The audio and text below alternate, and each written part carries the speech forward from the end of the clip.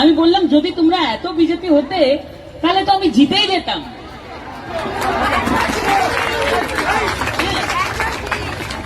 তখন যারা পাশে ছিল তাদেরকে আমি মুখে নামে চিনি।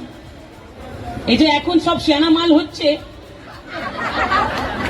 ঠিক আছে, এক একজনকে চিনি, টিএমসি কারা করে এখানে সবাইকে আমি চিনি ভালো করে, তো ওইসব সাজার চেষ্টা করার দরকার নেই, ঠিক আছে।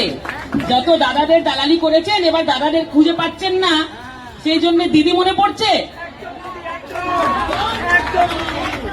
যাও ডেকে নিয়ে আসো দাদাকে। কোথায় দাদা? বলে দিয়েছিলাম রিজাল্ট যাই হোক ঢুকতে দিব না।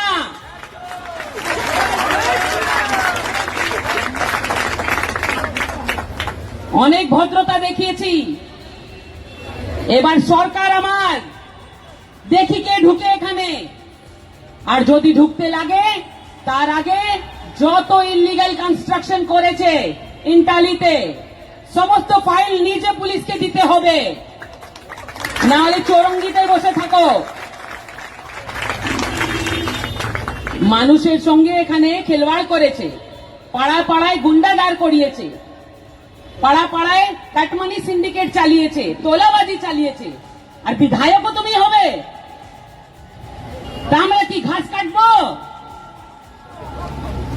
এবার যত যাকে ছোট করতে হবে উপর নিচে থেকে সব করব, কিন্তু এখানে ঢুকতে দিব না। যেই ছেলেরা সংঘর্ষ করেছে বিজেপিতে তারাই বিজেপি।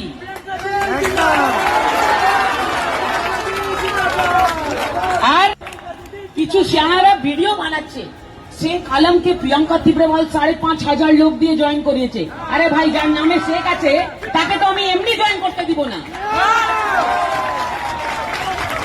এসব সাজানো গুছানোর কথা আমি বলি না, আমি হিন্দুর মেয়ে আছি, একদম স্পষ্ট কথা বলি। এই শেখদের জন্যই তো হেরেছি, ছেড়ে দিব? ঠিক আছে, ওইসব ভুল ভাল ভিডিওতে যাবেন না।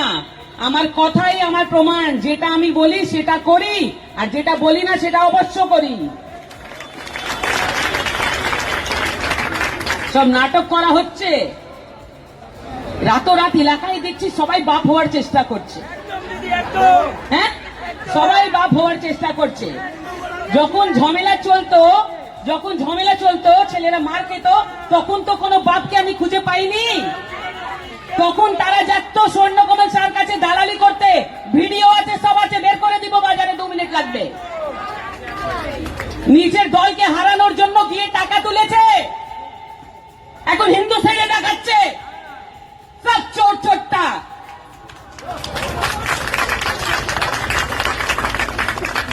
আমার কাছে হারার কিছু নেই, সেই জন্য আমি ভয় পাই না, চোখে চোখ রেখে কথা বলি।